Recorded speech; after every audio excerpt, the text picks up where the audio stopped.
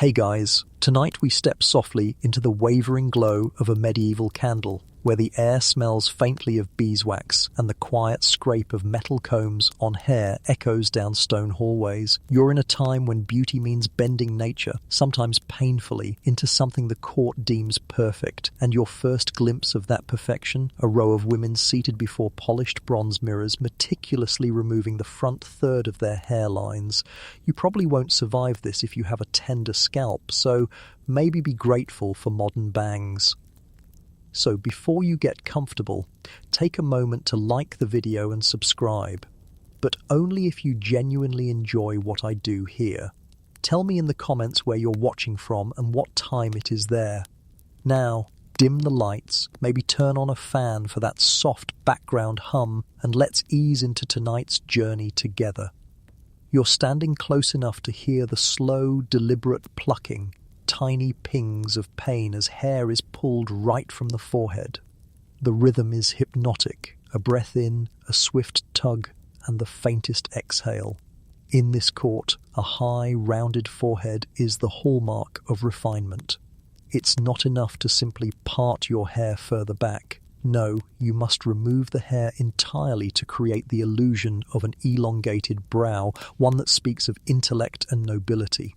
Some women smear a paste of walnut oil and quicklime onto the hairline, letting it burn slightly until the follicles surrender. The scent is sharp, almost bitter, and your nose wrinkles at the thought of it searing into tender skin. And yet, here it is considered elegant, worth every sting for the sake of appearing well-bred. Historians still argue whether this trend began purely as a courtly whim or if it echoed monastic tonsures, the shaved crowns of monks, seen as marks of higher thought. Some even believe it was partly practical with the tall, elaborate tea headpieces of the period. A high forehead made the veil or hennin look more balanced. Whatever the origin, you're now staring at a lady who would rather endure hours of plucking than be caught with what they'd call a low brow. And the oddest part, it wasn't just women. Men, particularly those in courtly or ceremonial roles, sometimes thinned or receded their own hairlines to match the style. Imagine a knight removing his helmet after a joust and revealing not a rugged mane, but a forehead stretching halfway to the back of his skull. Not exactly the rugged charm of a romance cover, but here it earns nods of approval and perhaps even admiration. A fringe tidbit flutters through the conversation nearby. Some noble households employed a dedicated forehead servant whose sole task was to keep their mistress's hairline in check. You picture the awkward conversations. "And how's your scalp today, my lady?" followed by an evening of candle-lit tweezing while the latest court gossip trickles into the air. At one side of the chamber, a bowl of steaming chamomile and lavender sits ready. After hours of plucking, these herbs are pressed against the skin to soothe the redness. The fragrant steam coils upward, softening the harshness of the act itself. For a moment it almost feels spa-like, until you remember that the goal here is not relaxation, but transformation. And yet, the scene has an odd beauty of its own. The candlelight plays on the polished foreheads, highlighting their smooth arcs like pale moons. In the flicker, the women look almost otherworldly, as if the ritual has elevated them into a separate category of human.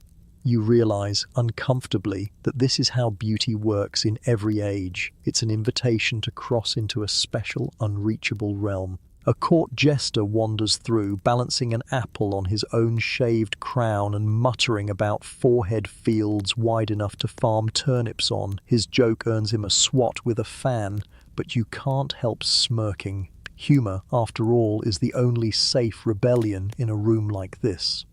There's a moment of hush when one lady finishes. Her maid dusts a fine powder, ground rice and orris root, over the skin to hide the irritation. It leaves a faint floral scent that mingles with the lavender steam. In this softened light, she truly does look statuesque, her gaze calm, her features framed by that vast expanse. The silence draws you deeper into thought. The desire to be admired hasn't changed over centuries, only the methods have. Today it might be contour palettes and skincare serums. Here it's hours of plucking and lime paste. Both are rituals of patience and discomfort in the name of belonging.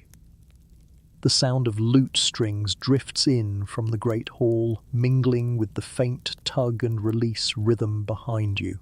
Somewhere beyond the stone walls, the cold night presses in, but here the air is warm with effort, vanity, and a shared understanding of the rules. You lean against the wall, feeling the chill seep through the stone, and rub your own forehead, safe, untouched, and blessedly framed by your natural hairline.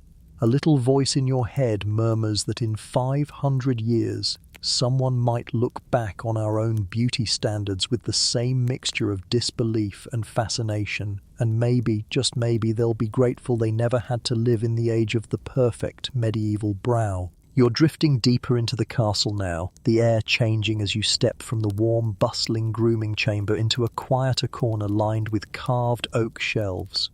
Here, the scent shifts, less herbal, more metallic, with a faintly sweet, almost chalky note that clings to the air like dust in sunlight. You follow the smell and find yourself in a narrow room where women lean towards small polished mirrors, carefully dipping soft brushes into shallow ceramic bowls filled with a shimmering white paste.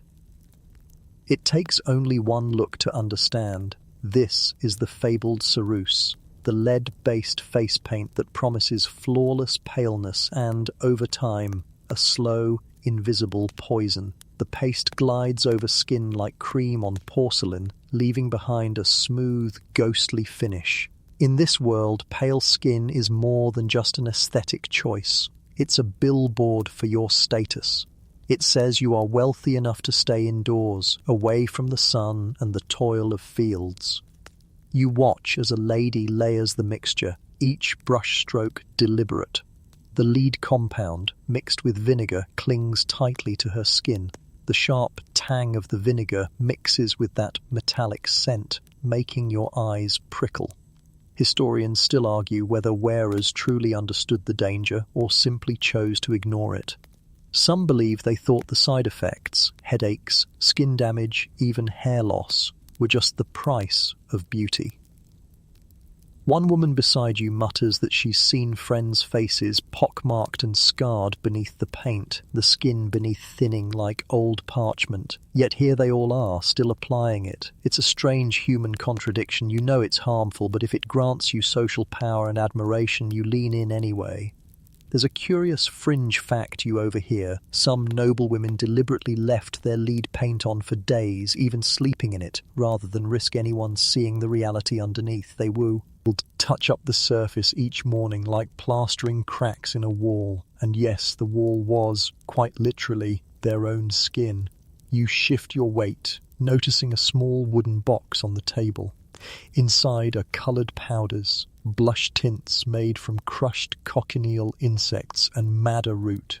The crimson powder contrasts starkly with the white ceruse, adding that fashionable doll flush to the cheeks. But you also spot something darker, a faint greenish stain on the edge of one ceramic bowl. Perhaps it's a trick of the light, or perhaps the lead has begun to corrode. Across the room, a young maid stands still while her mistress experiments. The brush is dipped into the white paste, swept in broad strokes over her forehead, down her nose, across her cheeks. The transformation is startling. Her freckles vanish, her skin becomes uniform and eerily smooth, and her eyes, dark and wide, look almost painted onto a mask. You lean closer to the shelves, spotting a thin parchment with careful handwriting, a recipe for the perfect complexion: vinegar, lead carbonate, a pinch of honey to soften texture. No mention of the danger, of course. In the flickering light, the instructions look almost like a spell, and in a way, it is alchemy of beauty with a hidden curse. One older woman in the corner catches your eye. Her skin has the overworked look of someone who's worn this mask for decades, tight around the mouth, faintly grey at the jaw. She dips her brush, applies the paint, and smiles faintly as she catches her reflection. Whatever the toll, the result is still, in her mind, worth it. Historians still debate whether the women who used Tarus were victims of ignorance or masters of denial. Was it that no one connected the tremors and fatigue to the lead, or did they simply choose the beauty, telling themselves it wouldn't happen to them? You can almost hear a voice from the future wisp, "Erring, it's not so different from wearing something we know is bad for us today." Then comes a small moment of levity. One lady sneezes mid-application, sending a puff of white powder into the air. It drifts lazily like snowfall, settling on her lap and the floor. She laughs softly, remarking that she's halfway to being a ghost already, and her companions chuckle. Even in the pursuit of impossible beauty, humor survives. You notice how the paint, once dried, reflects the candlelight in a way that smooths over imperfections. From a distance it must look flawless. Up close it's more like a chalk sculpture, elegant but fragile, one wrong gesture away from cracking. The irony is hard to miss. Beauty here is both a shield and a cage, a surface perfection that hides the truth beneath even as it quietly eats away at it. The mingled scents, vinegar, honey, and the faint bite of metal start to feel heavy in the room. You step back toward the doorway, taking in one last glance at the women bending over their mirrors. Some dab the paste gently, others stroke it on with the practiced efficiency of someone who's done it thousands of times. Outside in the corridor, the air feels fresher. You run your fingers over your own face, relieved to feel just skin, warm, imperfect, alive. The memory of those porcelain masks lingers, though, and you wonder how many of those women knew the cost of their glow, and how many of them simply didn't care. You follow the faint clink of metal spoons and the whisper of frothy whisking into a smaller, brighter chamber. The smell hits you first, warm and faintly breakfast-like, though with a faint undercurrent of something less appetizing. The long wooden table in the center is lined with bowls, some holding a yellowish sludge, others filled with the glossy, translucent sheen of beaten egg whites. A group of noblewomen and their attendants are deep in the art of the skin tightener, a ritual that leaves the face looking porcelain smooth, if only for an evening. At first glance, it's almost funny. You half expect someone to reach for toast, but here, these eggs are worth far more as cosmetics than as food. One attendant expertly tips a shell, letting the yolk slip from one half to the other until only the egg white remains, falling into a ceramic bowl with a soft plop. She stirs it with a whisk carved from bone until it turns into a light foam. You notice how the candlelight catches the bubbles, like tiny pearls trembling in the mix. This is no idle kitchen trick. In an era without silicone primers or firming creams, egg white masks are the medieval answer to tightening sagging skin and smoothing fine lines, at least for a few hours. As the mixture dries, it creates a taut, almost brittle film that stretches across the face. You can see it in action on a lady by the window. Her cheeks have taken on a faint glassy sheen, and her movements are slower, careful not to crack her temporary second skin. Historians still argue whether this practice was purely cosmetic or if it carried symbolic weight, a sign of purity, since the egg, in many cultures, represents fertility and life.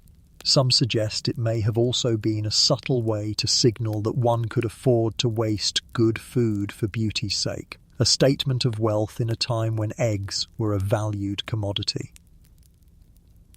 One quirky detail you overhear from a chatty maid. Some women mixed their egg whites with crushed pearls or ground alabaster to create a two-in-one mask that whitened while it tightened. The texture was grittier, and apparently it felt like rubbing chalk paste over your skin, but the shimmer in candlelight was unmatched. You lean closer to watch as a younger girl sits still while her mother smooths the foam across her forehead, cheeks, and chin. The girl's eyes wander toward the window, unfocused, while the cool mixture tightens. The maid beside them warns in a sing-song voice, "Don't smile, or it'll all crack." And the girl bites her lip, suppressing a laugh. Even here, in a ritual steeped in status and vanity, there are moments of quiet absurdity. Nearby, an older woman tilts a small hand mirror to catch the light. Her face is so taut that her skin almost seems too small for her bones. She tilts her head and murmurs her approval. In the stillness, you hear the faint creak of the dried mask whenever she moves her jaw, like parchment bending. A bowl of herbs steams in the corner, rosemary and sage, ready to be brewed into a rinse once the egg whites are removed. The warm infusion will restore some softness to the skin after the mask has done its job. The mingled scents are comforting, though you can't quite shake the odd feeling of standing in a place where the boundaries between kitchen and vanity blur so completely. One attendant mutters to another that some women even used egg whites as a base layer beneath their lead-based face paint from the last room. The tightness helped smooth over uneven skin before the ceruse was applied. You shiver a little at the thought. Beauty piled upon beauty, each layer sealing in a little more discomfort.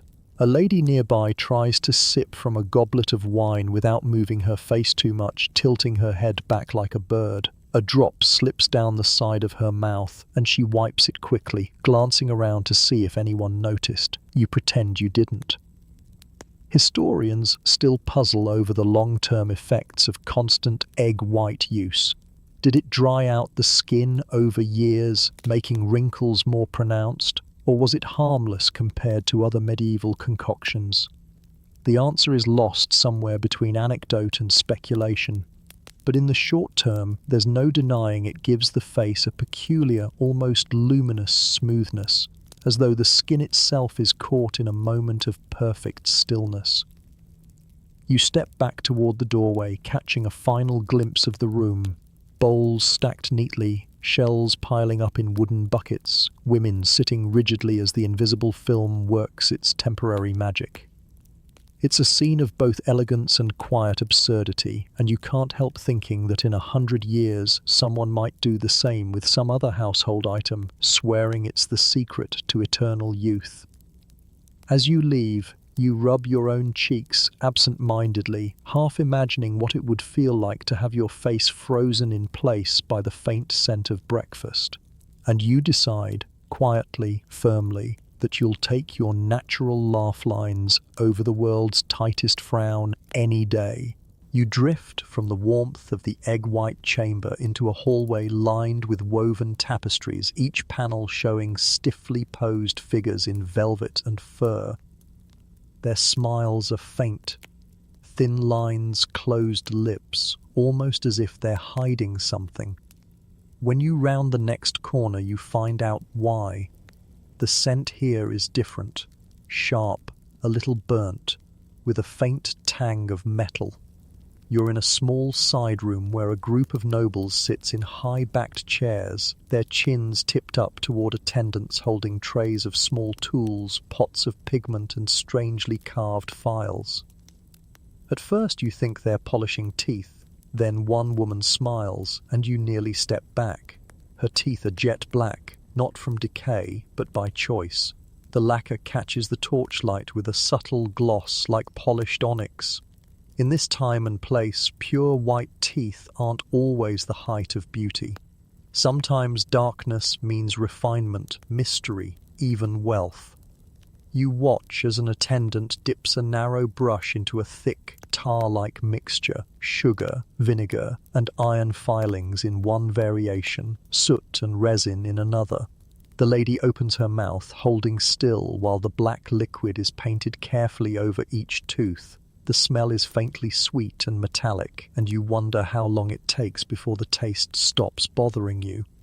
Historians still argue whether this practice in Europe was purely for style or if it also drew influence from far-off cultures, like the tooth-blackening traditions of Japan and Southeast Asia, where darkened teeth symbolized adulthood, good health, and even spiritual protection. Whatever the inspiration, here it marks you as someone who doesn't labor in fields or gnaw on coarse bread all day. White teeth, ironically, might signal a diet too plain for the nobility. Not everyone in the room chooses the dark lacquer.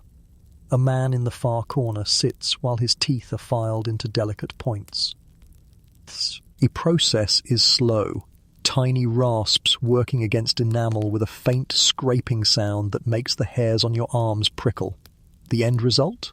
A smile with a predatory edge, sharp enough to catch the candlelight. Some claim it's meant to mimic the refined points seen in certain animal fangs, a touch of danger to go with courtly charm. One quirky fact slips from an attendant's lips. Some nobles combined the two trends, filing their teeth and then blackening them, so the final effect was a set of gleaming, dark points. The look is striking, though you suspect it's not the kind of smile anyone would want flashing across a dim hallway at night. A young squire nearby tries the black lacquer for the first time. He fidgets, tongue pressing against his teeth as the mixture dries. His friends joke about him looking mysterious enough to hide secrets from the king. He grins carefully, and you have to admit the effect is oddly captivating. Across the room, an older woman leans toward her mirror, inspecting her teeth with satisfaction. She's had them blackened for decades, and the pigment has seeped into the enamel itself. The attendants say she doesn't even need fresh application anymore. Her teeth have been permanently stained into perfection. Historians still debate how much of this was vanity and how much was practicality. Some argue the lacquer may have actually helped protect enamel from decay by sealing it. Others think that's wishful thinking, noting how some users still suffered from crumbling teeth later in life. The truth probably lies somewhere in between, a mix of style, ritual, and whatever long-term consequences came along for the ride. A moment of humour breaks the concentration. One man's lacquer hasn't dried properly, and when he takes a sip of wine, the rim of the goblet comes away with a perfect black ring. The others chuckle and he shrugs it off, saying at least now his cup looks fashionable too. As you watch, you start to see the teeth less as strange and more as part of the overall performance of beauty in this court. Pale skin, high foreheads, elaborate clothes, and now a smile that tells a story without words. You imagine the flicker of torchlight in a banquet hall catching the glint of those darkened or sharpened teeth, and you understand how it might once have seemed both elegant and slightly dangerous. You step back into the hallway, the sound of filing and quiet laughter fading behind you. Your own teeth feel suddenly heavy in your mouth, plain, modern, unadorned. For a fleeting moment, you picture yourself with a lacquered grin and decide with some relief to let that remain firmly in the realm of history. The hallway curves gently and opens into a chamber where the air is thick with the scent of linen, leather, and beeswax polish. Here, the mood feels different, less delicate, more restrained. A group of women stand in a semicircle, each with an attendant at her back, tugging and fastening stiff garments that look more like instruments of containment than clothing. The sound is unmistakable, the faint creak of fabric stretched to its limit, the snap of laces being pulled tight. You step closer and realize you're looking at the forerunners of the corset. Not quite the wasp-waisted contraptions of later centuries, but their medieval ancestors. These garments, sometimes called stays or bodies, are designed to shape the torso, smooth the lines beneath gowns, and, most importantly, display the body in a way that signals wealth, refinement, and control. They're made from layers of heavy linen stiffened with paste, reed, or thin strips of whalebone, though here in the early days you also see stiff leather panels and even hardened buckram. The process is slow and deliberate. An attendant grips the laces, plants her feet, and leans back, pulling with steady force. The wearer exhales to make the tightening easier, but you notice she doesn't get to inhale fully again. The shaping has begun. Historians still argue whether these early torso shapers were meant to dramatically alter the figure or simply to provide a smooth canvas for the elaborate gowns of the era. Some say the emphasis was on lifting the bust and drawing the shoulders back, creating that regal, upright carriage that so many medieval portraits display. Others suggest it was as much about discipline, demonstrating that you could endure discomfort with elegance, as it was about silhouette. A fringe tidbit reaches your ears. In some households, young noble girls were given training bodies in their early teens. Unlike the way someone might break in a pair of stiff boots, these were worn for hours at a time, gradually getting tighter until the girl could stand and move gracefully, despite the restriction. The idea wasn't just to prepare the body, it was to prepare the mind for a life lived within certain boundaries, both social and physical. One young woman nearby jokes that she can't eat more than 3 bites of the spiced venison tonight or she'll risk testing the stitching. Her friends giggle, though the laughter is muffled by shallow breaths. A servant moves among them, checking that the laces are even, the panels aligned, and no edges are digging too sharply into the skin.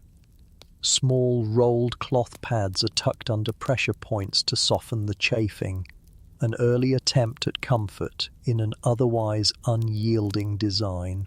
The effect, once finished, is striking, with shoulders square, bust lifted, and waist neatly contained. The gowns fall in smooth, unbroken lines. The heavy brocade skirts flow without catching. The embroidery lies perfectly flat. The wearer becomes not just a person in a dress, but a moving display of wealth and craftsmanship. One older lady, clearly used to the process, stands sipping from a goblet while her laces are adjusted. Her breathing is shallow, but she doesn't seem to notice. She catches your eye and says with a wry smile, "Beauty's a tighter fit than most can handle." You can't help but laugh quietly. It's the kind of quip that could be made just as easily in a modern dressing room.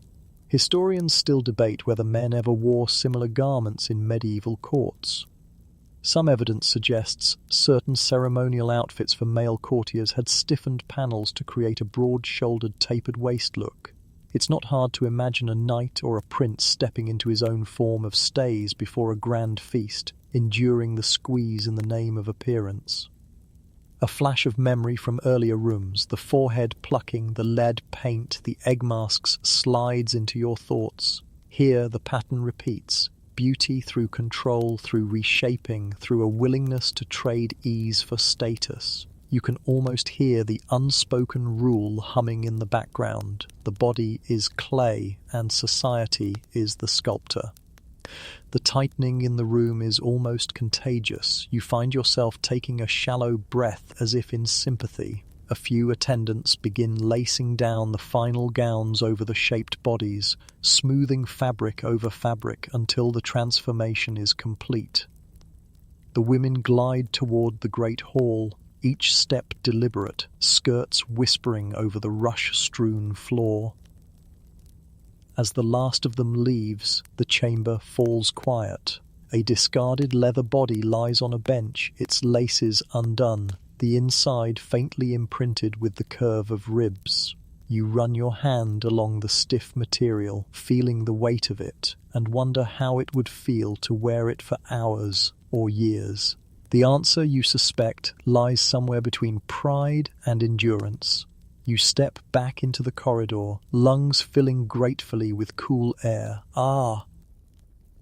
You hear the faintest scurry of movement, and the scent of fur drifts toward you. Whatever's next, it's probably not going to be any less peculiar. The scent reaches you before the sight does, a faint, musky note that doesn't belong in a stone hallway. You follow it into a modest chamber lit by 3 narrow windows, their light falling across a table scattered with tiny brushes, pots of glue, and strips of fur, not the plush, luxurious pelts you'd see lining a cloak, but narrow, delicate cuttings about the length of your thumb. At first, you can't quite place the animal until you spot the little shapes curled on a side bench. Tiny, harmless-looking, and very much the source: mice. The attendants here work with nimble fingers, trimming and shaping the fur into slender arcs. Some are soft brown, others nearly black, and a few are brushed with chalky powder to lighten the shade. These are destined to become eyebrows. Yes, eyebrows. In this strange chapter of beauty, a noble woman might pluck her natural brows entirely, sometimes in the same sitting as that painful forehead plucking you remember, and replace them with carefully glued strips of fur for the perfect arch. You step closer to watch as a woman dips a brush into a small pot of adhesive, often a mixture of tree resin and animal fat, and paints a thin line above the bare skin where her brow used to be. The strip of mouse fur is pressed into place with the tip of a bone tool, adjusted until it's symmetrical with its partner. From a distance, the effect is startlingly lifelike. Up close, you can still see the faint unevenness of real hair, which is, of course, exactly the point. Historians still argue whether the fashion for detachable brows was purely aesthetic or whether it served a practical purpose, perhaps to allow more control over shape or to protect delicate skin from over-plucking irritation. Others think it was simply one more layer of performative luxury, the kind of indulgence you could only afford if you had the time and resources to fuss over something as small as an eyebrow. A quirky tidbit from a chatty attendant makes you bite back a laugh. Sometimes, if the fur supply was low, the source animal wasn't a mouse at all. Rat fur, squirrel fur, even soft shavings from the bellies of cats could be trimmed and repurposed into brow strips. The thought is enough to make you reconsider every natural look you've ever admired in a medieval portrait. Across the room, a young noblewoman sits perfectly still while two attendants debate the exact curve of her replacement brows. One leans in, nudging the fur a hair's breadth higher. The other argues that lowering it will better frame her eyes. The noblewoman herself says nothing. Beauty here is a collaborative performance, and she's the canvas. The smell of the adhesive drifts toward you, a mix of earthy pine and something faintly rancid from the animal fat. It's not unpleasant exactly, but it reminds you that every part of this process comes from the natural world, often in ways we'd find questionable today.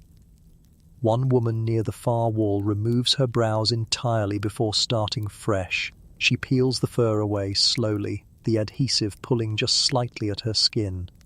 Without them, her forehead seems vast and expressionless. When the new pair is set in place, thicker, darker, more dramatic, the transformation is immediate. It's like watching a painter change the entire mood of a portrait with 2 strokes of a brush. Historians still debate how long these brows would last. Some suggest they were glued on for a single evening. Others think a careful wearer could keep them in place for several days, reapplying adhesive as needed. In either case, it was a fleeting beauty, always subject to touch-ups and adjustments. A moment of humour ripples through the room when a lady's new brow strip slips slightly out of place mid-conversation, creating an accidental lopsided expression. She bursts into quiet laughter, covering her mouth while her attendant rushes in to fix it. Even in the height of refinement, mishaps are unavoidable, and somehow they make the whole ritual feel more human. You find yourself studying the final results. Some brows are delicate and arched, others thick and straight, but all share that same softness and sheen that only real fur can give. In the dim corridors of a feast hall, you imagine they'd look flawless, catching the candlelight just enough to draw the eye. As you step back toward the door, you glance once more at the bench of little creatures whose fur fuels this fashion. They twitch their whiskers, unaware, or perhaps entirely indifferent to their role in human vanity. The odd mingling of nature, artifice, and status stays with you as you leave the room, the faint scent of resin still clinging to the air. Ahead, you can already hear the faint clink of glass jars and the rustle of powdered cloth. Whatever's next, it smells dangerous. The corridor narrows and dips slightly before opening into a low-ceilinged room, the air thick with a peculiar scent, earthy, sweet, and just sharp enough to sting the back of your throat. A table runs the length of the space, its surface cluttered with small glass jars, ceramic bowls, and folded squares of fine linen. Powder drifts lazily through the beams of sunlight spilling from a slit window, and you quickly realize this is not just any dust. This is arsenic, ground and refined until it becomes one of the most sought-after beauty powders in the medieval court. The jars are labelled in elegant script, their contents shimmering faintly under the light. Some are pure white, others tinged the palest green. The women at the table handle them with care, their fingers wrapped in cloth as they tip a little of the powder into shallow dishes. An attendant mixes one with crushed rice flour, another with ground iris root, blending until the colours are perfectly even. Then, using downy pads of lamb's wool, they dab it gently across foreheads, noses, and cheeks. The effect is instant. The skin becomes luminous, pale as porcelain, with a faint opalescent glow that lead paint alone could never achieve. This is the next step in the art of refinement, a soft focus finish to the hard mask of ceruse, or sometimes worn alone for a more natural paleness. Historians still argue whether these women fully understood the poison they handled or if the danger was whispered about in private but ignored in practice. Arsenic was known as a deadly substance, yes, but in tiny cosmetic amounts it was romanticized as the dangerous beauty, a thing only the truly daring or truly privileged would use. One fringe tidbit you overhear makes your skin prickle. Some women took microdoses of arsenic internally, claiming it improved their complexion from within. It's said they built up such a tolerance that stopping suddenly could cause illness. Whether this is truth or exaggeration, you can't quite decide. But the pale, luminous faces around you suddenly seem a little more ghost-like. An older noblewoman sits by the fire, her maid dabbing powder along her jawline with slow, precise motions. She hums softly, as though this is a soothing part of her day. You notice she doesn't blink when a puff of powder drifts near her mouth. Perhaps she's so used to it that the thought of inhaling it doesn't faze her. Nearby, a younger woman tilts her head back to examine her reflection in a polished copper mirror. She smiles faintly, then leans toward her friend and whispers something you only catch in fragments. "If it kills me, at least I'll look perfect." They both laugh, but it's the kind of laughter that has an edge to it, half humour, half acknowledgement of the truth. A mishap in the corner draws attention. A pot of powder tips, sending a pale cloud into the air. The maid responsible freezes, then quickly begins sweeping it up with a cloth, but not before the fine dust settles over her hands and sleeves. One of the ladies teases her, "Careful, you'll outshine us all by dinner," and the room ripples with amusement. Even in danger, they find the joke. Historians still debate the exact recipes used for these complexion powders. Some suggest that the arsenic was mixed with chalk and scented with rosewater to disguise its metallic edge. Others believe it was sometimes combined with crushed pearls for extra shimmer. Whatever the blend, the visual result is undeniable. It catches light in a way that softens every line, smooths every blemish, and turns the wearer's skin into a canvas of light itself. The air feels heavier the longer you stay, as if the powder hangs suspended, clinging to your hair and clothing. You notice how the women's hands, despite the cloth wrappings, bear faint discolorations along the fingertips, a subtle reminder that beauty here is never without cost. As the last of the jars are sealed and stacked back onto the shelves, a hush falls over the room. The newly powdered women rise, their faces calm and cool, ready to glide into the next stage of their transformation. The glow they carry is breathtaking. But as you step back into the corridor, you can't help rubbing your palms together, trying to shake off the invisible trace of what you've just seen. Down the hall, a glint of gold and jewel-toned silk catches your eye. Whatever lies ahead, it's going to be taller, heavier, and far more extravagant than anything so far. You follow the glint of gold and silk to a chamber where ceilings suddenly feel shorter. The first thing you notice isn't a person at all, but a shape, a long tapering cone tilting toward the rafters like a moonlit spire. Then the wearer turns, and you catch your breath. The hennin, yes, the tall, iconic medieval cone, is real, and tonight it's crowned with a gauzy veil that floats down like a waterfall of mist. You tilt your head back to track its point, and for a moment you swear the hat might have its own weather system. You've already seen foreheads plucked high to make these looks work. And here the plan makes sense. A limitless brow becomes the runway from which this architectural marvel lifts off. An attendant steps in with quiet hands, adjusting a thin wire circlet hidden beneath the fabric. Horsehair padding makes a gentle scrunching sound as she settles the weight just so. The hennin looks effortless, but up close you can see the engineering. Buckram stiffened with paste, a lattice of slender reeds, a stitched cone that needs its own support team. A veil of gossamer silk trails from the tip, stitched at a tiny ring you'd miss unless the candlelight hits it. The silk whispers when the wearer moves, and you realize part of the spell is sound, the soft promise that every step will be noticed.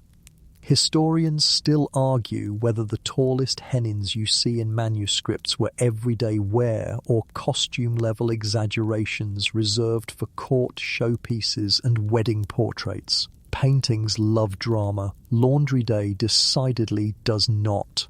Even so, you watch a lady negotiate a doorway with a practiced side tilt that says this isn't her first conical rodeo. A maid raises the lintel curtain like a stage cue, and the headdress glides through without a snag. Across the room, other silhouettes compete for attention. There's the horned headdress, two curved wings rising from the T, temples and meeting under a floating veil, a look that's half swan, half chandelier. Nearby, a padded bourrelet forms a generous donut of velvet around the crown, jeweled pins set like constellations. Reticulated corals cage the hair at the sides in golden nets, each square winking with tiny seed pearls. You can smell warm velvet and the faint metallic tang of gilt thread. You can feel the temperature change when someone in a fur-trimmed escoffion passes, the air briefly muffled the way snow hushes a street. A mainstream fact floats up in the room's gossip. Sumptuary laws tried to keep these head towers under control. In parts of Burgundy and England, civic decrees scolded women for headgear so high as to offend modesty, and some towns even taxed imported silks used for veils. Did the laws work? The hennin bobbing past you answers with a polite no. You're looking at a culture where height equals status, and status can lift higher than any statute. At a side table, a mistress of the wardrobe lays out pins like surgical instruments. She touches your sleeve and shows you a tiny mother-of-pearl comb for smoothing flyaways under the barbette, the chin band that keeps everything anchored. If the chin strap itches, she murmurs, you forget you are noble. There's the joke, dry as a winter rose, and the whole room smiles without moving their heads too much. You don't want to jostle a miniature tower after all. A fringe tidbit makes you lean in. One lady's hennin smells faintly of rosemary because, hidden under the velvet hem, sachets of herbs are stitched for freshness, little cloth moons fragrant with lavender, sweet woodruff and crushed bay. Another, destined for travel, holds a sliver of parchment with a prayer stitched into the lining, a portable blessing against sudden gusts and sudden gossip. You can't help picturing a medieval TSA pat-down for contraband potpourri. Relax, it's just rosemary. A girl in training stands by the mirror with a truncated hennin, shorter, beveled at the top, practical enough to nod at fashion without challenging the roof. Her attendant shows her the smile test. If you grin too hard and the veil slips, it's pinned wrong. She smiles, the veil stays, and there's a round of gentle finger taps on the table, like polite applause. You think back to the egg-white masks and lead paint, layers of surface control, and realize these headdresses are the crown literalization of that idea, beauty that insists the world bend around it. Doors, chairs, even conversations adjust to the silhouette. Historians still argue whether portraits overstate the sleek polish of these looks. Manuscripts rarely show the real-life tug-of-war with wind, rain, or an over-enthusiastic curtsy. Your eyes catch a practical detail, small loops inside the crown where an extra tie can be added on blustery days. Someone learned the hard way. Another lady practices sitting. She maps the angle of her cone to the carved chair back, then descends like a ship docking in slow motion. The veil settles around her like fog over a lake, and an attendant fans it so the silk doesn't wrinkle against the arsenic-softened complexion you remember from the last room. Continuity in this world is a team sport. A maid chuckles softly as she oils a wire frame to prevent rust, telling you about the tea. I'm a hennin snagged on a tapestry, and 2 squires spent 10 minutes freeing a countess while pretending to admire the weaving. It was a very detailed bore, she says. The room laughs. The kind of laughter that understands spectacle is always one pin away from slapstick. Joke 2 lands like a well-placed hatpin. You study the gems, cabochon garnets, glass pastes that gleam almost as richly as real stones, droplets of rock crystal.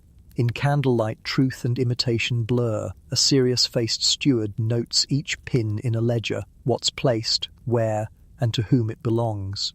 Lose a pearl in these halls and you'll have a small bureaucratic saga on your hands. The formality is comforting. Order holds the tower steady. There's a quiet moment as a woman with a simple wimple and veil passes. No tower, no horns, just the soft drape framing her face. It's modest, almost serene, and you feel the room exhale. Fashion, you realize, is a spectrum. Even here, height isn't compulsory.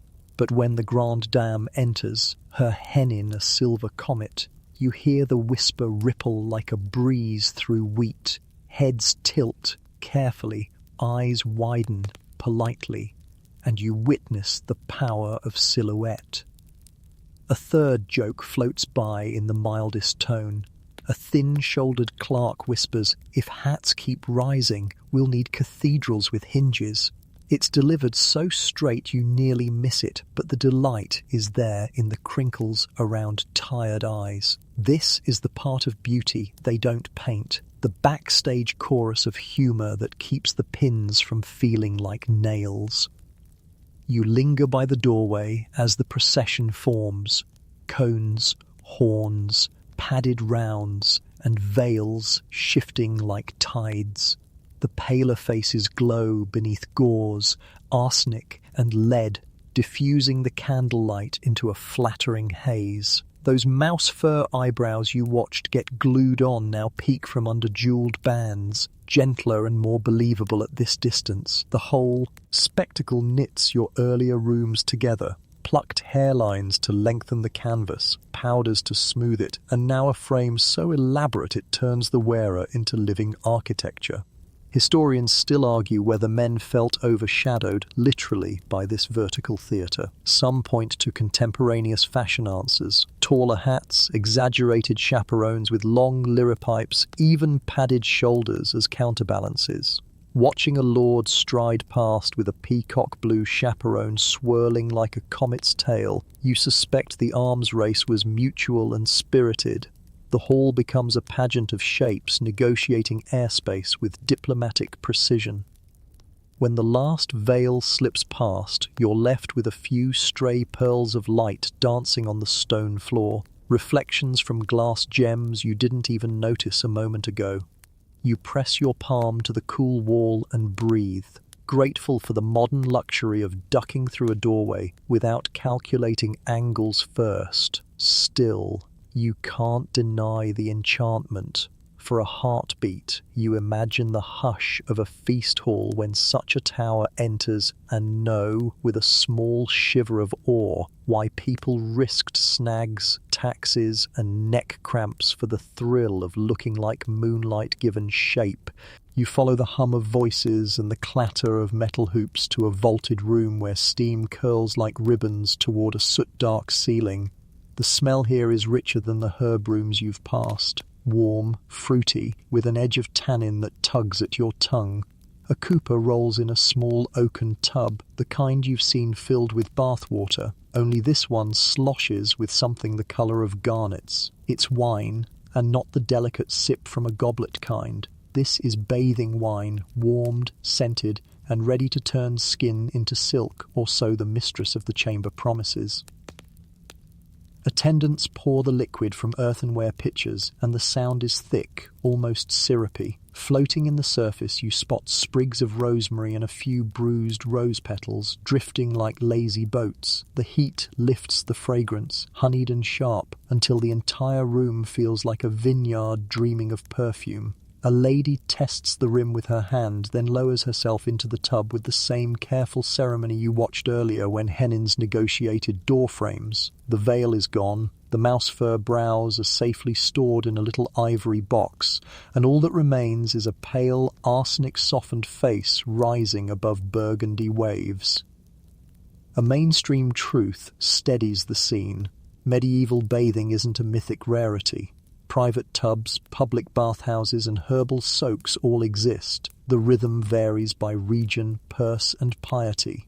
Warm infusions of rosemary, sage, and marjoram are common. Vinegar rinses tighten skin. And yes, wine has its cameo as an astringent, a tonic, a touch of luxury poured straight from the cellar into the vanity. You watch the liquid catch the torchlight, turning the surface to molten rubies. No wonder the whisper persists that wine feeds the complexion. Historians still argue whether full-on wine baths were widespread practice or mostly elite theatrics, rare indulgences recorded because they were unusual. Memorable, a little outrageous. Some accounts hint the wine is often cut with hot water, or it's the lees, the yeasty dregs from barrels, mixed into a steaming tub for a skin-polishing scrub. There's no neat ledger entry that says, Tuesday, wine, Wednesday, barley water. But the pattern in private letters and apothecary notes suggests that when wine touches the bath, someone with status is nearby. A fringe tidbit drifts over the steam. The bath mistress recommends morning wine for tightening and evening wine for easing aches. Same grape, different heat, different story. She pinches salt between two fingers and lets it fall into the tub with a hiss, pride softening her voice as she names the vineyard like she's reciting a prayer. You wonder if there's a loyalty program. Bathe 9 times, the 10th goblet is free. Joke one lands with a quiet ripple of laughter from an attendant who's definitely heard it all. From a bench by the hearth, a woman shows you a linen pouch, ground grape seeds and fine ash tied in cloth to make a gentle exfoliating sachet. She presses it into your palm and tells you to feel the grit. Soft on cheek, strong on elbow, she says. The idea is simple. The wine warms and tightens, the sachet polishes, and a quick rinse with rose water seals it all like a whisper of sweetness. You can practically hear the earlier egg whites clearing their throats in protest. Temporary tightness has competition tonight. There's choreography in the room. An attendant ladles wine over shoulders, another fans the surface so the heat rises in slow waves, and a third hovers with a towel edge ready to dab away drips that might stain linen. Someone jokes that if a guest tumbles into the hall smelling like a cask, no one will blame the cellar. Joke 2, very gentle, earns a polite smirk. The ritual feels both practical and pageant. Heat loosens muscles clenched by while tannins give skin that brief, taut glow prized under candlelight. You catch a glimmer of caution at the margins. A younger maid keeps the goblets far from the tub, insisting the ladies drink water during the bath, not wine. "We're here to bathe, not to marinate," she says, and the room chuckles. Still, her tray bears a single small cup of spiced wine for after. "To keep out the chill," she says, a compromise between sense and ceremony. On a side table, a list in neat ink notes the sequence. Warm rinse, wine pour, herb sachet, gentle scrub, final rosewater curtain, and a dusting of starch or rice powder once dry. You recognize the powder from other rooms, the same silky veil that calmed freshly plucked foreheads and softened the gleam of arsenic's glow. Continuity works quietly here, like a well-trained servant. Each room hands the next its secrets. Historians still argue whether clerical condemnations of bathhouses, too social, too sensual, meaningfully reduced bathing or merely complicated it with more rules. In practice, private tubs like this flourish behind doors, transforming cleanliness into ceremony and status into scent. Tonight's Vintner Star bath doesn't refute morality, it sidesteps it with a hush and a towel. A woman rises from the tub, water streaming like dark silk from her shoulders. Her skin shows that immediate flush, heat-drunk, vineyard-kissed, and she smiles as if someone just loosened her laces by a notch. The bath mistress pats dry with linen that's been warmed by the fire, then rubs a tiny smear of beeswax and rosemary oil over the arms to seal in softness. You breathe in forest, flower, and the faint adult sweetness of fermented fruit. A quirky note catches you off guard. In a corner hangs a small rack of wine cloths, swatches of coarse linen stained from earlier soaks. They're saved deliberately, cut into little squares used later to polish shoes and scabbards. The mistress winks. Waste not, the stain is sturdy. Beauty rituals, you realize, are also microeconomies full of repurposed leftovers that keep the household humming. Remember that crocodile dung sunscreen you didn't need? Tonight's upcycling is a gentler story. Someone tests the tub's remaining warmth and sighs about the laundry. Wine baths are lovely until you realize every towel is now a motif of Merlot. The laundress claims she can spot a festival week by the colour of the wash. Joke 3 glides in, warm as the steam, and even the stern Cooper snorts. You picture the ledger in the headdress room, pins counted, pearls tracked, and imagine a matching laundry ledger labelled Rosé Casualties. The bath cools slowly. A maid lifts a bucket and pours the last of the wine over flagstones to settle the dust, and the floor drinks it like parched earth. A soft red crescent blooms and fades, and the room exhales. The lady sips her little cup of spiced wine now, purely for warmth, and you notice how the heat blush lingers on her skin, even under the thin mist of powder. Under torchlight later, that glow will read as health as much as luxury, a rosy counterpoint to the porcelain pallor chased in earlier rooms. You step back into the corridor and feel the draft tug at your sleeves. Behind you, the bath mistress is already instructing the cooper to fetch lees from a newly racked barrel for tomorrow. "The dregs hold the polish," she says, which sounds like a proverb this place has earned. The hallway smells faintly of rosemary and grapes now, a kind of travelling vineyard that clings to your clothes. In the distance, a door closes. A hennin passes like a white comet. Somewhere a brow strip is repinned, and you sense how each ritual you've witnessed is part of one long, careful rehearsal for the moment the court sees you. Your fingertips still feel slightly tacky from the sachet's grit, and your mind returns to the quiet calculus of it all. The ceruse mask, the arsenic glow, the egg-white tautness, the shaped bodies, the pinned towers, and now the warm red bath that promises softness and story in a single pour. Beauty here is a vineyard, cultivated, pruned, fermented, poured, always tending toward a vintage that will show well by candlelight. Whether you're ready to soak in it is another question entirely, and tonight you're just close enough to feel the heat without dyeing your sleeves. The next room greets you with a mingled cloud of scents so thick you almost taste it before you breathe it in. There's sweetness, like a meadow at high summer, but underneath it lurks something darker, almost animal, that catches you off guard. You've stepped into the perfuming chamber, where beauty becomes not just something seen, but something worn in the air. Tables here are cluttered with little stoppered bottles of coloured glass, glazed earthen pots, and small copper stills with thin spouts curled like question marks. In one corner, an attendant grinds dried lavender with a mortar and pestle, the steady rhythm punctuated by the faint crack of brittle stems. Another gently tips rosewater from a ceramic jug into a copper pan where it warms over a brazier beside a pot of melted beeswax. The women at the table are not simply dabbing on ready-made scents, they're crafting them. This is a world before synthetic perfumes, where every note in a fragrance must be coaxed from something grown, gathered, or hunted. The sharp green of crushed rosemary, the lemony snap of verbena leaves, the soft powder of dried violets, it's all here. But so are stranger things. Ambergris from the belly of a whale, civet paste scraped from the glands of a civet cat, and musk from deer. The animal notes are potent, almost overpowering until diluted, but they give the fragrance the staying power that flowers alone can't offer. Historians still argue whether most noble women mixed their own perfumes or relied on apothecaries and perfumers in the marketplace. Some say personal blends were a mark of refinement, an olfactory signature. Others think the hands-on approach was rare, reserved for those with the skill, patience, or desire to control every detail of their presentation.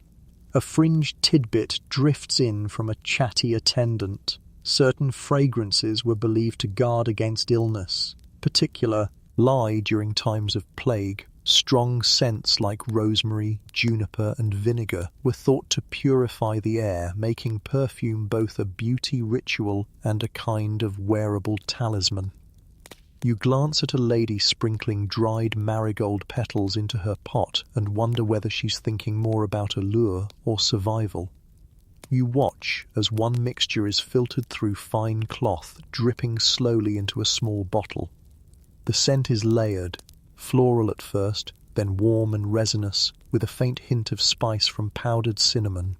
A lady takes the bottle, presses it to the hollow of her neck, and inhales deeply before dabbing a drop behind each ear. The motion is intimate, practiced, as if she's sealing in not just a smell, but a mood. Nearby, an attendant dips strips of linen into scented oils, then hangs them to dry. These will be sewn into gowns, veils, and sleeves so that the scent moves with the wearer. Imagine leaning in to speak to someone and catching the faintest trace of rose and amber. It's as calculated as the glint of a jeweled pin or the tilt of a hennin. A moment of humour bubbles up when a maid accidentally spills a bit of musk oil onto her own apron. The smell is so strong that another woman jokes she'll have to find a suitor by sundown just to justify wearing it. Laughter fills the air, lightening the almost heady atmosphere. Historians still debate how much of medieval perfumery was for personal enjoyment and how much was strategic, masking the smell of bodies in an era without daily bathing. The truth is probably both. Here, fragrance is layered over freshly scrubbed skin, or at worst, skin that's been dusted and wiped with scented cloths. It's a sensory shield as much as it is an ornament. The mingling scents start to settle into your own clothing now, hints of lavender clinging to your sleeves, a shadow of musk in your hair. You pass a small table where a dish of pomanders, hollow spheres of silver and brass, lies waiting to be filled with perfumed sponges or clove-studded oranges. A woman picks one up, snaps it shut, and fastens it to her belt with a long chain. As she walks, the tiny perforations release a faint, rhythmic pulse of scent.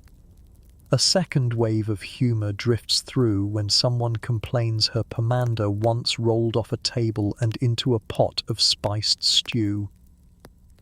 best dinner I ever had," she adds dryly, and the whole table chuckles. Even here, in the precise choreography of beauty, accidents are reimagined as charming stories. By the door, a tall rack holds strips of cloth drying in the sun. Some are destined to be sewn into hems and cuffs. Others will be stored in linen chests to keep garments scented for months. The warmth from the window releases faint threads of fragrance, making the doorway smell like a summer garden crossed with a spice merchant's stall. As you leave, you realize you're carrying part of the room with you. Every breath stirs the air enough to send up a trace of rosemary or violet, a gentle reminder that beauty in this court isn't just about what people see, it's about what they feel lingering after you've walked away. Down the corridor you hear the scratch of quills and the soft click of wooden boxes. The next ritual, it seems, will be drawn on faces with precision, candlelight, and a code of symbols.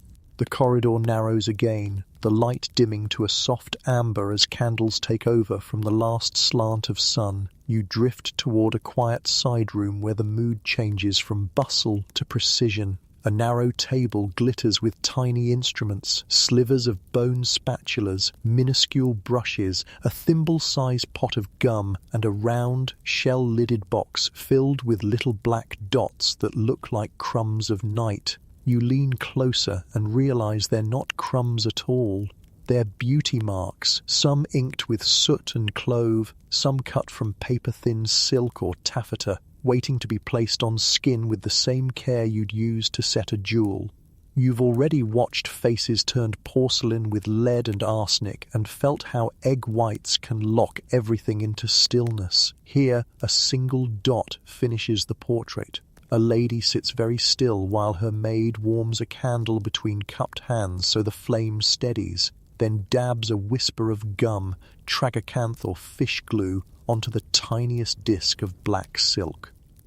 With the tip of a bone pick, she lifts it like a ladybug and floats it toward the cheek.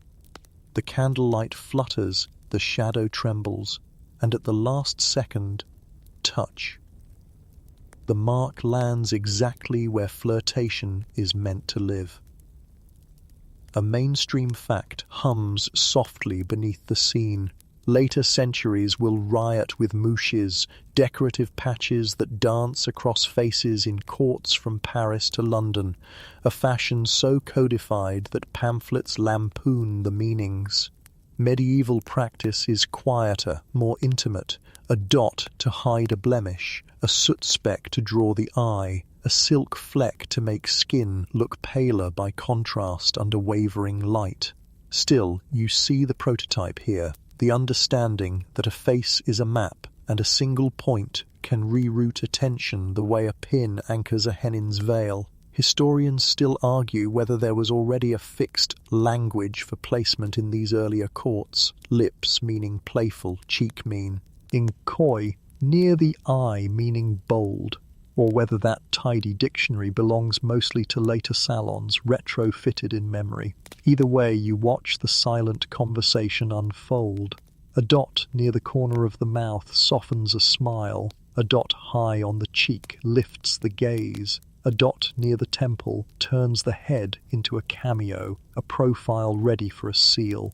There's a small box near the mirrors, its lid painted with vines. Inside are patches cut not only in circles, but stars and slender crescents, quirky shapes for feast nights. One attendant whispers that her mistress wears a tiny heart on winter holidays and a crescent when she wants to look wise as the moon. Another swears she once saw a minuscule hawk's wing perched by a duchess's eye. You can't help smiling. In a world of rules and laces, here's a secret corner where whimsy still flies.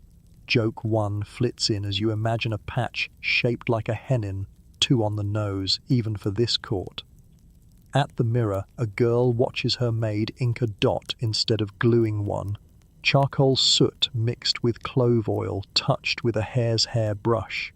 The clove sends up a warm dentist's spice scent that cuts through the beeswax and silk.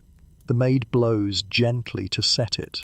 The girl doesn't blink. The candle throws a soft halo over her arsenic-bright skin. The new mark looks like punctuation at the end of a sentence you suddenly want to read twice. Practicality is never far away. A faded note, pinned beside the combs, lists places where a patch will hide a scar from childhood pox, a stubborn freckle the lead couldn't erase, or a tiny nick from yesterday's enthusiastic brow plucking. You remember the mouse fur eyebrows and wince sympathetically. The note also warns against too many marks. 1 says charm, 5 say map. Someone's added in smaller script, 7 says treasure map, and the room carries the mild, stifled laughter of people trying not to tremble a well-placed dot. Joke 2 settles like a wink. A fringe tidbit sails in as another maid opens a patch box, a folded scrap of paper tucked under the silk circles, 2 brief lines of verse, the kind you'd memorize and murmur. Some ladies keep tiny couplets with their patches, a private ritual. Choose a line, choose a mark, wear both like a mood. Tonight's line, where the candle favors, there the heart leans. You picture someone lifting the box at dusk, weighing not just where to place the dot, but which self to float forward in the flicker. The more you watch, the more candlelight itself feels like a collaborator. Fire softens edges, it feasts on contrast. A single black speck pulls a viewer's focus the way a musician's grace note steals your ear. The arsenic sheen you saw earlier becomes a screen. The patch becomes the projector's point of light. In this room, faces are small theatres where a speck can cue an entrance. Historians still debate why some devout writers complained more about patches than powders. Was it vanity made visible? A deliberate wink that turned the body into a message board? Or simply that the little marks travelled so easily, pocketable, transferable, undeniable on a pale canvas? Whatever the reason, you sense a subtle defiance here. A woman who can place a star at her temple can place a thought there too, and both will be seen. A quiet mishap breaks the hush. A freshly glued crescent detaches mid-laugh and lands rim first on the rim of a silver goblet, making a perfect black parenthesis on the shiny metal. Everyone pauses, then dissolves into soft giggles. The maid rescues it with a pin, dabs a little more gum and sets it back, slightly higher this time, as if the mark has learned ambition. Joke 3, feather light, drifts down and stands on tiptoe. You notice how the ritual touches every sense. The gum smells faintly of the sea when it's fish glue, faintly of forest when it's tragaka. Nuth. The silk patches whisper against the powder when they land. The brush's bristles make the tiniest scratch when they kiss skin. A sigh moves through the room as each face finds its point. It's not loud, but it's unanimous. Your mind circles back to continuities. The lifted foreheads made room for hennins. The lead and arsenic made the skin a pale stage. The egg-white taught stillness. The stays trained posture so the head turns like a slow, rehearsed cue. Now the beauty mark conducts the gaze, just a dot, but a conductor's baton nonetheless. Remember that wine bath? The flush it left makes the dot look sharper, like ink on vellum still moist from the scribe's hand. In a corner, a ledger records which patch boxes belong to which gowns. Pearled crescent for the blue damask, onyx circle for the crimson velvet, because even whimsy must be organised if it's to feel inevitable. A servant files the boxes into pigeonholes with labels so neat they might have been cut by compass. You think of the steward counting pins in the headdress room and smile. This court understands that spectacle needs a backstage with tidy shelves. A woman rises, veil pinned, brows sleek, a single star near her left eye. She practices the smallest turn of her head, left then still, so the glitter of her reticulated calls and the exact point of the star greet the viewer at once. The effect is not dramatic, it's decisive. In the hush you realize how mercy-soft the rules can feel when they're well practiced. Beauty here isn't merely armor. Sometimes it's choreography that tells strangers how to read your face without either of you saying a word. The candles dip, then steady. Someone refills a lamp. Another closes the patch box with a soft click. You step back, your own reflection a blur in the copper mirror, scented faintly of clove and violet from the perfumer's room. The dot you don't wear still see. Imes to hover, an imagined speck you feel near your cheek as if the room has marked you too, quietly, just for understanding. When you slip into the corridor, shadows cling like veils, and the distant rustle of silk hints that layers are next, gowns upon gowns, status stitched into seams. Behind you, a last laughing voice advises, if your mark slips, pretend it was always meant to fall exactly there. In this palace of candlelight and codes, even gravity can be recast as style. The corridor curves into a quieter passage where the air smells faintly of dust and something floral that's almost but not quite fresh. You follow it into a long gallery with latticed windows casting diamond-shaped light across the floor. The shadows fall over women moving in slow, deliberate lines, each face half hidden under a curtain of fine lace. Veils shimmer like morning mist over a still pond, their patterns a labyrinth of flowers, vines, and tiny geometric knots. Every breath of wind from the open window stirs them, hinting at features without revealing them fully. Here, beauty isn't just about showing, it's about controlling what can be seen. The lace catches the light, so that the covered parts of the face are dappled in shifting patterns, like sunlight filtering through leaves. When a lady tilts her head, you catch a fleeting glimpse of her eye, bright, alert, made more striking by the frame of shadow and thread. You've seen the bare, plucked foreheads, the mouse fur brows, the powdered porcelain skin. Now all of that is partly hidden, turned into a secret that the viewer must lean closer to decode. A mainstream fact settles in your thoughts. Veils and face coverings aren't new to this time. They've been worn for centuries in various forms: wimples, mantillas, silk gauzes, sometimes for modesty, sometimes for religious observance, sometimes purely for allure. In late medieval courts, they take on a layered meaning, serving both as ornament and as a tool for social maneuvering. A well-placed veil can make the plain intriguing and the beautiful unforgettable. Historians still argue whether lace veils in this period were always imported, costly treasures from Venice or Cyprus, or whether some were woven locally by skilled hands. The imported ones certainly carried more prestige.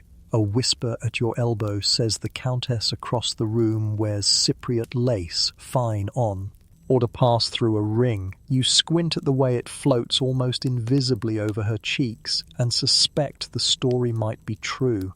A fringe tidbit drifts in from an attendant adjusting a lady's veil. Certain patterns carried subtle signals like a private language of thread. A small cluster of rose motifs could hint at romantic availability. A repeated knot pattern might honor a family crest. You look again at the delicate tracery and imagine each stitch holding a coded message, readable only to those who know where to look. At the far end of the gallery, a woman practices walking with her veil just so, lifted slightly above the mouth so her words carry clearly, then lowered again when she wants to retreat into the visual distance. She glides like a curtain being drawn and closed, making conversation feel like a performance. An admirer steps into her path, catching a single glance from her before the veil falls again, and you can almost hear the unspoken applause. One lady in green velvet laughs softly when her veil catches on the clasp of her gown. Her maid untangles it with the patience of someone who's done this 100 times. Better lace than lips, the lady jokes, hinting at the idea that a veil can both protect and invite. Joke 1, light as a sigh, drifts across the gallery. You notice how some veils are paired with jeweled headbands or pinned to delicate wire frames that hold them a breath's width away from the face. This prevents the lace from smudging lead paint or catching on a carefully placed beauty mark. The frames themselves are often invisible, hidden under the fabric like the skeleton of a stage set.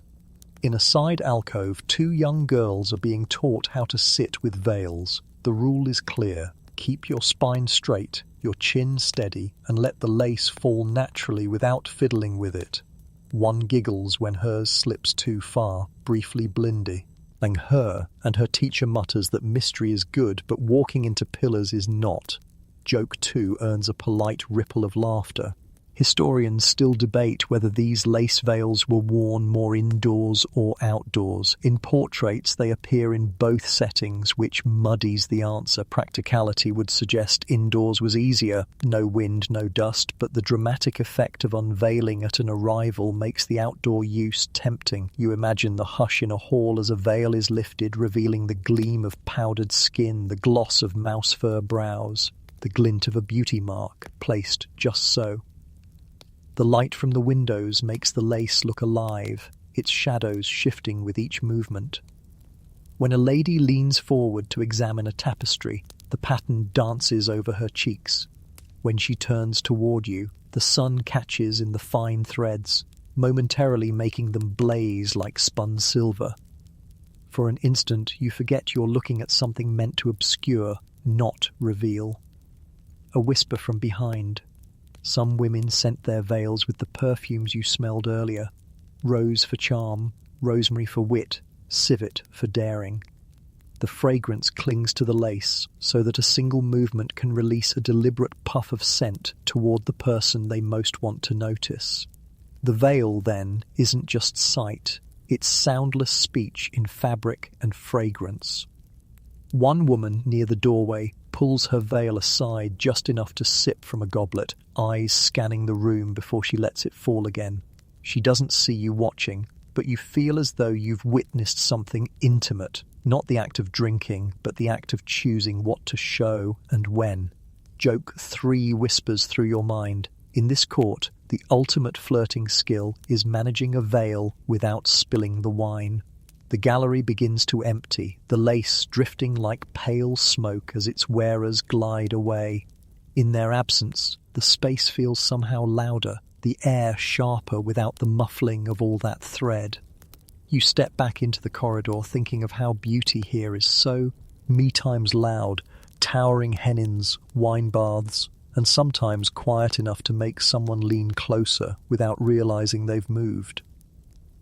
Ahead, a faint sheen catches your eye, not the shine of silk or metal, but something more primal. It's the glimmer of oil in hair, the slick reflection of light on a surface that used to belong to another creature entirely. The next chamber you enter is warm in a different way, less from braziers or candles, more from the faintly oily air that clings to your skin the moment you step inside. The scent is unmistakable if you've ever been near a kitchen, a stable, or a butcher's stall. It's animal fat, but here it's been rendered, strained, perfumed, and repurposed into something entirely different, a beauty treatment for hair. The table at the centre is lined with shallow wooden bowls, each holding a soft glossy substance in shades from pale ivory to a rich golden cream. Beside them lie bunches of herbs, rosemary, sage, lavender, and small stoppered bottles of scented oils. Attendants kneel behind seated women, parting their hair with combs carved from bone, then dipping their fingers into the fat before working it slowly, deliberately, from root to tip.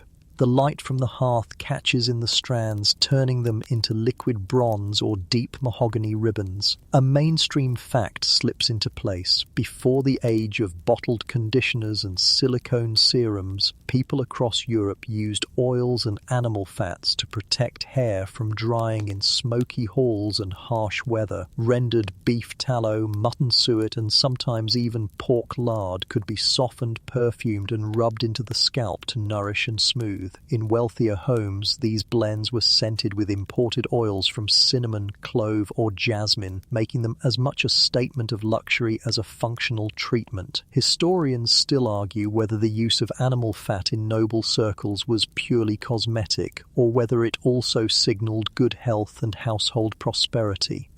In a society where wasting food was frowned upon, devoting rendered fat to grooming could be a sign you had more than enough to spare. Some even claimed it deterred lice and kept hair from tangling under veils and hennins, though whether that was truly effective is up for debate. One fringe tidbit you overhear from a smiling attendant: goose fat was prized for giving a soft shine without too much weight, while bear fat, rare and expensive, was rumoured to make hair grow faster. You glance at a pot labelled in looping script and wonder whether that's marketing bravado or a relic of genuine belief. The process is slow, almost meditative. Fingers slide along the scalp, massaging the warm mixture in small circles, coaxing it down each length of hair until the strands gleam. You catch the mingled scents of rosemary and mutton, an odd but oddly comforting combination. In the hearth's glow, the hair looks heavier, richer, more deliberate, less a casual fact of anatomy and more an accessory that's been polished and perfected like gold filigree. A lady nearby jokes to her maid, "If my head smells like the kitchen, at least it's the feast table." Joke one gets a chuckle from across the room. Another remarks that she hopes the scent will attract suitors who know the value of a roast. The room laughs softly, the way you do when the joke's a little close to truth. Not all blends are purely soft and perfumed. In the far corner, an attendant works a darker, stickier paste into the hair of a woman whose veil rests folded on her lap. It's mixed with soot and walnut hulls to deepen the colour, an early dye combined with conditioning. The scent is earthier, sharper, almost smoky, and the woman sits with her eyes closed, clearly used to the ritual. Historians still debate how often these treatments were applied. Some sources suggest weekly indulgences for the wealthy, while others hint at special occasions, weddings, festivals, or court appearances, when hair needed to shine under the scrutiny of torchlight and gossip. You suspect the truth, as always, lies in the rhythm of each household's resources and vanity. A moment of mild chaos breaks the calm when a small dog darts in, clearly lured by the smell. It makes a beeline for a low table, nose twitching toward a bowl of goose fat. An attendant swoops in to rescue it just in time, laughing, "Not for you, little lord." Joke two rolls warm and easy through the room. Some women wear the fat overnight, binding their hair in linen caps so the heat from their heads helps it soak in. Others prefer to wash it out after an hour, using warm water infused with herbs to lift the excess while leaving the gloss behind. In the corner, a wooden rack holds combs wrapped in cloth, each labelled with its owner's name, tools kept clean to avoid mixing scents or colours between clients. A fringe detail catches your eye. A carved box filled with strips of cloth already soaked in perfumed fat. These hair ribbons are wound into braids or coils, slowly releasing their conditioning blend as the wearer goes about her day. It's portable care, and the maid who shows you beams like she's revealing a secret invention. As the last of the fat is worked in, the women's hair gleams in the dim room like coiled treasure.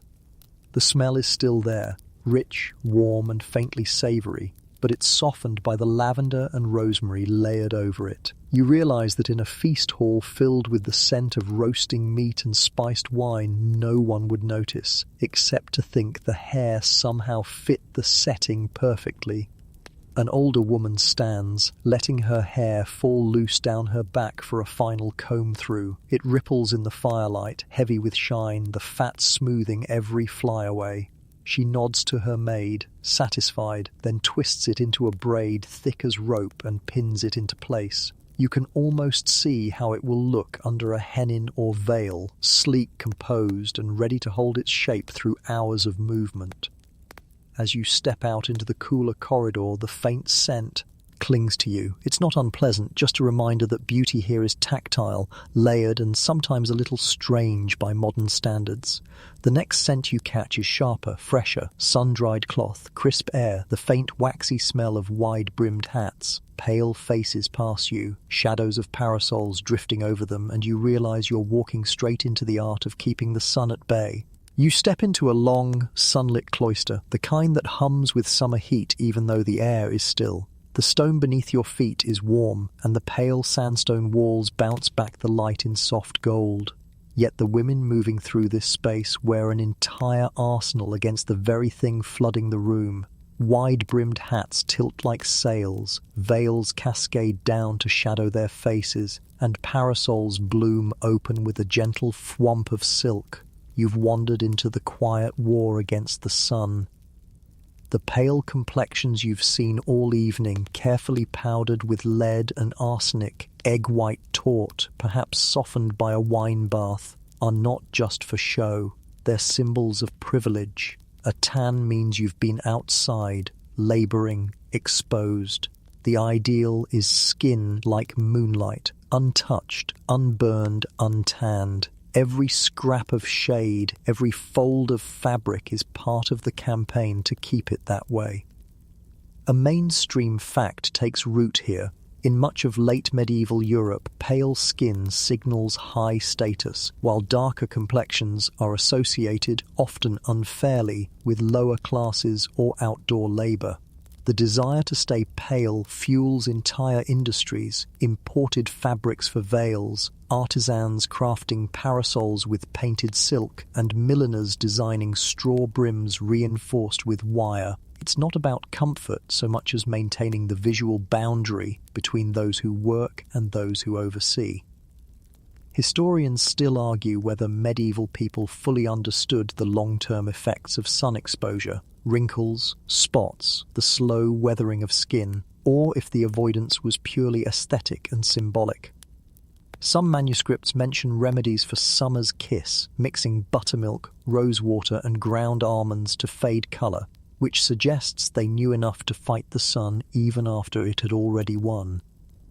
A fringe tidbit drifts from an older lady under a towering straw brim. Some nobles rubbed their faces with a paste of white, clay and vinegar before going outdoors, claiming it reflected the sun's rays. You picture this as a kind of early sunscreen, though given the era's other beauty concoctions, it was probably uncomfortable, messy, and just another layer under the powders you've seen applied elsewhere tonight. One young noblewoman leans lazily on her parasol, tilting it so the light hits her gown but not her skin. The parasol's silk is painted with curling vines and gold-edged leaves, a moving tapestry that throws mottled shade across her face. She catches you looking and smiles faintly, as if to say that the true art is letting the sun illuminate everything but your skin. A gentle moment of humour ripples when a gust of wind flips a parasol inside out. The owner and her maid wrestle it back into shape, the silk snapping and shuddering. "It's a weapon in the wrong weather," she mutters, and the others laugh softly. Joke one lands like a breeze through linen. Some hats here are marvels in themselves, broad, shallow crowns covered in pale silk, trimmed with pearls or lined with fine gauze that drapes down the neck. Others are simpler but cleverly engineered, the brims stiffened with reeds so they don't sag under their own weight. In a shaded corner, a maid polishes the waxed surface of a brim to make it water-resistant in case of sudden rain. Historians still debate whether these sun avoidance accessories were practical for travel or just another layer of court display. The size of some hats would make riding difficult, and parasols require an attendant to carry them if you need both hands. Still, for slow promenades through gardens or terraces, they are as essential as jewellery. From a nearby bench, two women discuss skin tone with the seriousness of diplomats. One swears by bathing in goat's milk every fortnight to draw out the sun's heat. The other claims a linen mask soaked in cucumber water works better. Neither looks as though she's been in the sun long enough to test the theory. Joke 2 floats in, light as shade. Perhaps the real secret is never leaving the house at all. You watch as another lady adjusts the angle of her hat to cast a shadow precisely to her jawline. It's almost architectural. She tests the angle with a small mirror, then gives her maid a satisfied nod. The maid folds the moment into her mental list of future adjustments, just as the steward in the headdress room noted every pin's placement. A fringe observation catches your attention. Some parasol handles have hollow compartments filled with scented herbs. As the parasol sways, the warmth from the sun releases the fragrance toward the owner's face, combining sun protection with perfuming. Another example of how nothing here does just one job. You think back to the rooms you've visited, how the powdered faces, mouse fur brows and beauty marks all depend on this moment, not being burned away by careless sunlight. The arsenic glow would dull, the lead paint could crack, the egg white might loosen. The sun, left unchecked, would undo hours of work in minutes. In this court, shade isn't laziness, it's maintenance. A burst of laughter draws your eye. A young woman has draped her entire veil over the edge of her parasol, creating a moving tent around her. She declares she's a walking pavilion, and her companions grin. Joke 3 earns an indulgent shake of the head from an older dame. The procession moves toward the cool shade of an arcade, and you fall in step behind. The sudden drop in brightness feels like stepping underwater. Colours deepen, air cools, sound softens. Parasols close with little sighs of silk. Hats tilt back just enough to let the light touch foreheads without consequence. As the group disperses, you catch a glimpse of what comes next. Behind a half-open door, a tray of wooden sticks, a pot of honey-coloured resin, and the unmistakable tension of someone about to endure a more painful form of beauty care. You know that sound, that quiet bracing of breath, and you realize the next ritual isn't about hiding from the sun. It's about stripping away what the court deems unnecessary. You step into the next chamber and instantly feel the air shift, thicker, warmer, tinged with something sharp and sweet all at once. A brazier in the corner radiates heat, and over it sits a small pot, its contents glistening gold in the light. The smell is unmistakable. Resin melted to a syrupy thickness, with faint notes of honey and pine. Around the table, women sit with sleeves rolled back, skirts pinned up, or veils removed entirely, bracing themselves for a ritual you can tell from their faces is not one of the pleasant ones. An attendant dips a wooden spatula into the warm resin and stirs it slowly. When she lifts it, a ribbon of amber drips back into the pot with a thick, languid pull. You've seen soft touches in this court, egg-white masks, scented veils, but this is not that. This is the art of subtraction, medieval style, removing every hair the eye might catch as unsightly. A mainstream fact hums under the brazier's crackle. Body hair removal in medieval Europe wasn't universal, but in certain noble and courtly circles, smoothness was a quiet standard. Eyebrows could be plucked or replaced, yes, but arms, legs, and even the fine hairs along the jawline or the back of the neck could be stripped away for that seamless pale look under candlelight. Resin made from pine or mastic gum softened with animal fat or beeswax was one method. Twisted silk threads and pumice stones were others. Historians still argue whether these practices were driven more by hygiene, aesthetics, or the influence of beauty ideals travelling from the Middle East and North Africa through trade and crusade. The ingredients and techniques share uncanny similarities, with sugaring and threading still practiced today, hinting at long interwoven histories. You watch as a young noblewoman leans forward, offering her forearm. The attendant spreads a thin layer of resin with a swift practice. Said motion then presses a strip of fine linen over it. She smooths it twice, her hand steady. Then, with a sudden pull, the cloth comes away. The sound is a quick, low thrip, followed by a sharp gasp from the lady and a moment of tightly held stillness.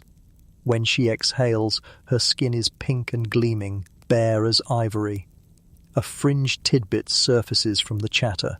Some women mixed powdered rose petals or ground cloves into the resin, partly for scent, partly for the faintly numbing effect they believed these botanicals offered.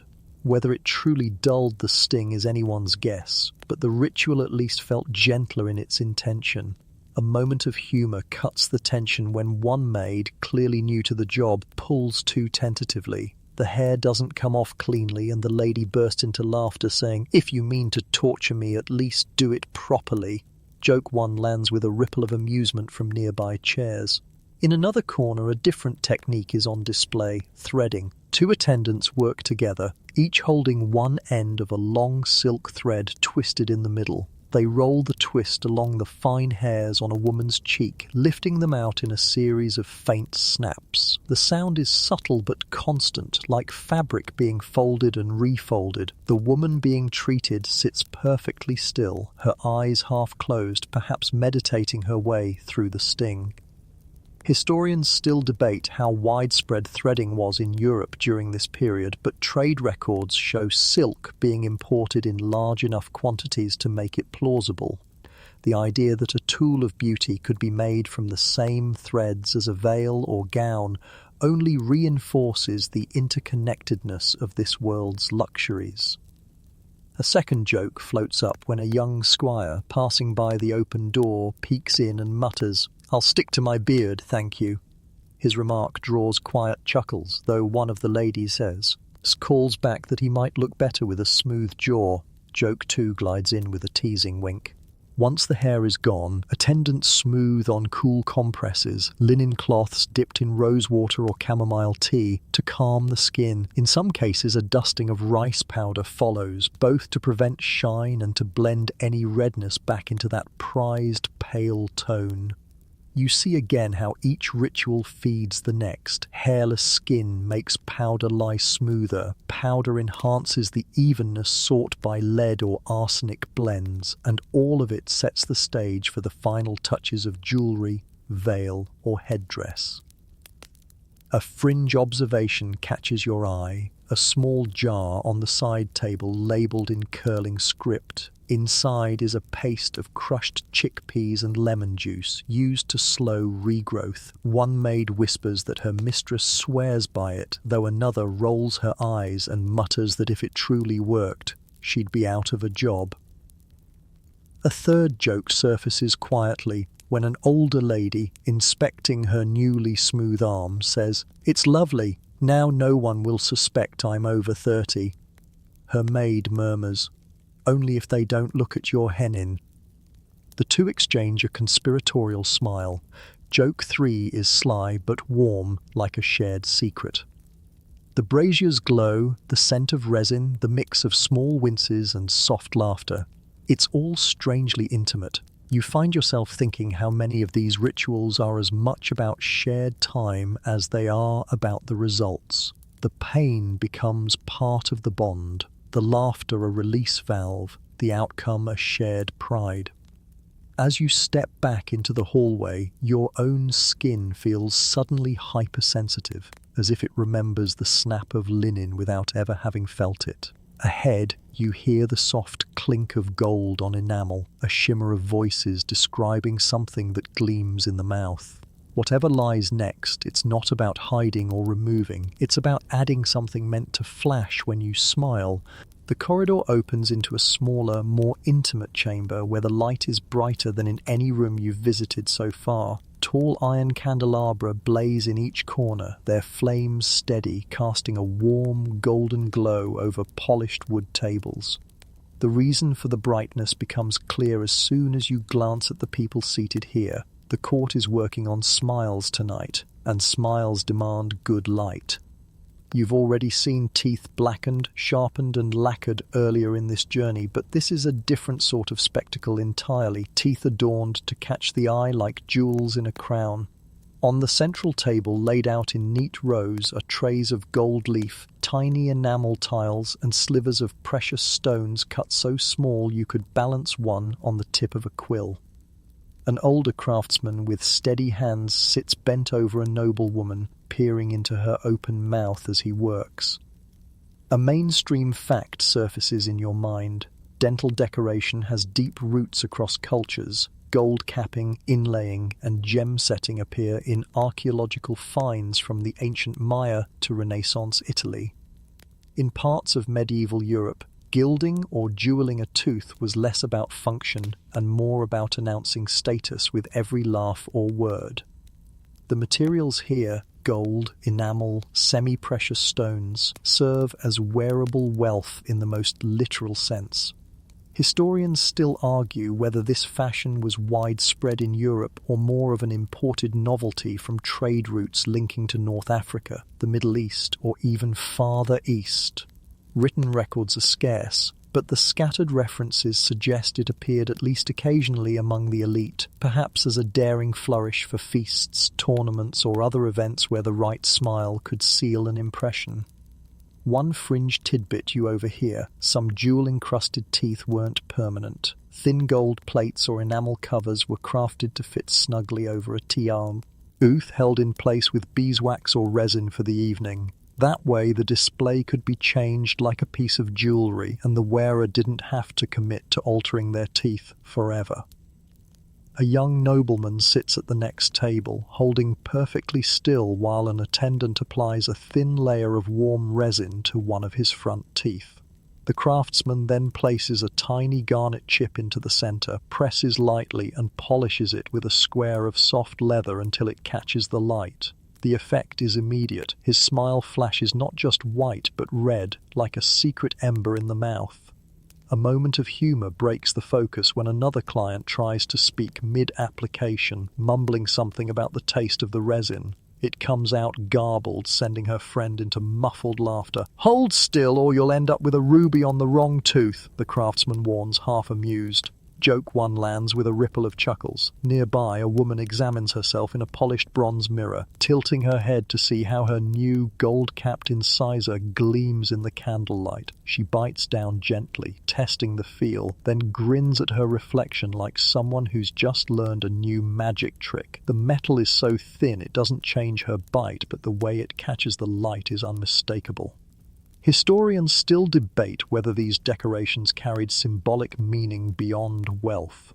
Some suggest specific stones like red garnets or green emerald chips might signal family colours, personal traits, or even romantic intentions. Others think it was purely about the dazzle, a portable, smile-sized treasure that could spark conversation in the hall. Another fringe detail catches your ear. A merchant once sold evening teeth with tiny painted enamel scenes, flowers, birds, or heraldic devices. They were more fragile than stones and often chipped after a night of feasting, but the novelty made them popular for a season or two. You imagine a lord leaning across a table, showing off a tooth with his family crest painted on it, and wonder if anyone could keep a straight face. A second joke comes from a man waiting his turn. "If I chip it on a bone, will you charge me for 2 smiles?" The craftsman doesn't look up but replies dryly, "Only if you chip it on a cheap bone." The room's laughter softens the metallic scent of gold leaf and resin in the air. The process itself is delicate. Gold leaf is pressed onto a tooth prepped with a sticky mixture of resin and beeswax, smoothed until it becomes a gleaming shell. For stones, the craftsman uses a small punch to create a shallow indentation in the enamel, just enough to seat the gem, then fixes it with resin. You watch a lady's amethyst tooth emerge from the steady dance of tools and light, its violet glint deepening with each polish. A third joke floats up when someone quips that a jewel in the mouth makes it easier for the tax collector to find your assets. "Only if you smile at him," comes the reply, and the chamber's warmth feels less like firelight and more like camaraderie. Once the work is done, each client receives a rinse of warm wine mixed with myrrh to clean away any lingering resin taste. The scent is heady, sweet, spicy, and faintly medicinal. As the women and men leave, their smiles flicker like distant stars when they speak or laugh, little flashes of wealth among the pearls of their words. You step back into the cooler hallway, the glimmer of those smiles still vivid in your mind. Down the passage, you catch the earthy scent of herbs steeping in hot water, mingling with the dry rustle of leaves. Someone is dyeing hair tonight, and the air already smells of sage, rosemary, and something sharper, like nettles. The corridor draws you toward a smaller, almost kitchen-like room where the air is heavy with steam and the sharp green scent of freshly crushed plants. Bundles of dried herbs hang from the rafters, swaying gently, their shadows dancing on the walls. In the center of the space, a wide wooden table groans under the weight of bowls, pestles, steaming jugs, and long-handled spoons. This is no apothecary for healing fevers. This is where hair changes its color, strand by strand, under the hands of medieval beauticians. On one side, a pot of rosemary and sage simmers, the water stained a deep green brown. Nearby, another pot bubbles with chamomile blossoms, sending up a softer, honeyed scent. And at the far end, a darker brew steeps, rich with walnut hulls, nettles, and a sprinkle of iron filings for those who want their hair darkened to near black. The steam curls upward, wrapping you in a strange forest-like warmth, and you feel the prickle of anticipation that always hangs in a place where transformation is brewing. A mainstream fact slides easily into place. Hair dyes in the medieval period were almost entirely plant-based, and while their results weren't always permanent, they could tint hair enough to make a statement for a feast or public appearance. Sage, rosemary, and walnut hulls deepened browns. Chamomile, saffron, and marigold brightened lighter shades. And henna, imported through trade routes, gave a bold red sheen when it could be found.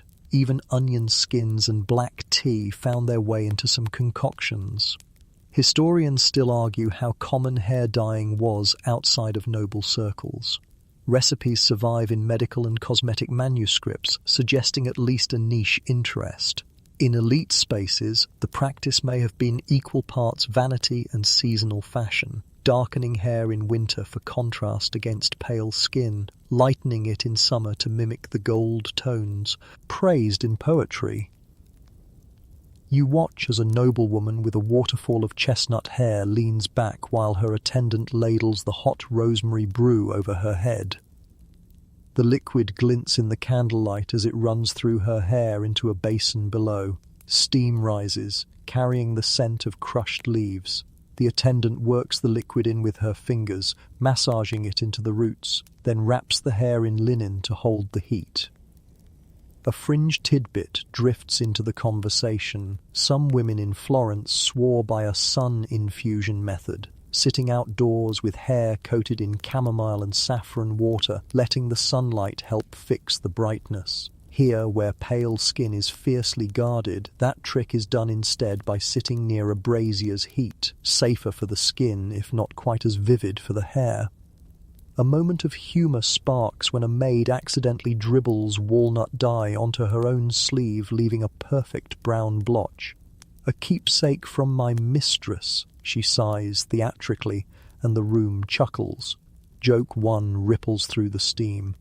In another corner, a more experimental mixture is being tried, a paste of henna, crushed cloves, and red wine lees. The paste is thick and earthy, smelling faintly of spice and grapes. The woman receiving it grins broadly, declaring she hopes to startle the king with her fire. The maid smears it in section by section, her gloves stained a faint rust colour from past applications. Historians still debate whether henna was viewed purely as exotic fashion or whether it carried deeper symbolic meaning when worn at court. Some argue that its association with distant lands made it a subtle display of trade connections and cultural awareness, as much a political statement as a beauty choice.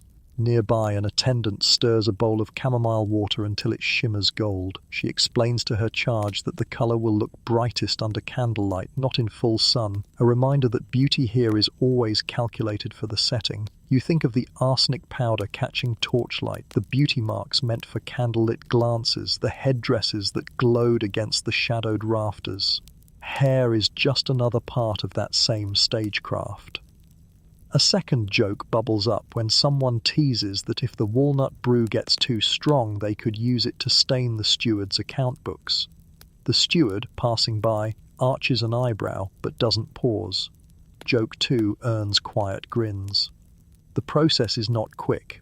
After the first application, many women here will let their hair rest wrapped in linen for hours, even sleeping with the dye in place before rinsing it out in the morning.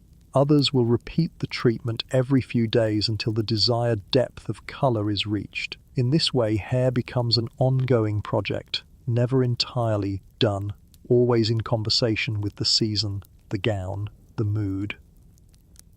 A fringe observation catches your attention. On a shelf by the wall sit several small wooden boxes of powdered herbs, each labelled for travel. A lady can bring her favourite dye blend to another estate, ensuring her hair's tone remains consistent even far from home. One box is marked with a family crest, as if the recipe itself were a piece of heritage. A third joke surfaces as a young woman with wet, saffron-bright hair declares, "If this turns green, I'll simply say, it's for Lent." The whole room laughs, the kind of easy humour that comes from trusting the hands working on you. Joke 3 warms the steam-heavy air. When the rinsing begins, the basins fill with tinted water, deep gold from chamomile, brown from walnut, shadowy green from sage. The rinsed hair shines damp under the fine relight, each colour settling into the strands with its own quiet drama. Wrapped again in linen, the women step out, their heads crowned in layers of scent, herb, steam, and a faint trace of whatever the dye was brewed in. You linger by the door, taking in the way these treatments aren't just about changing colour, but about weaving scent and texture into the hair's story.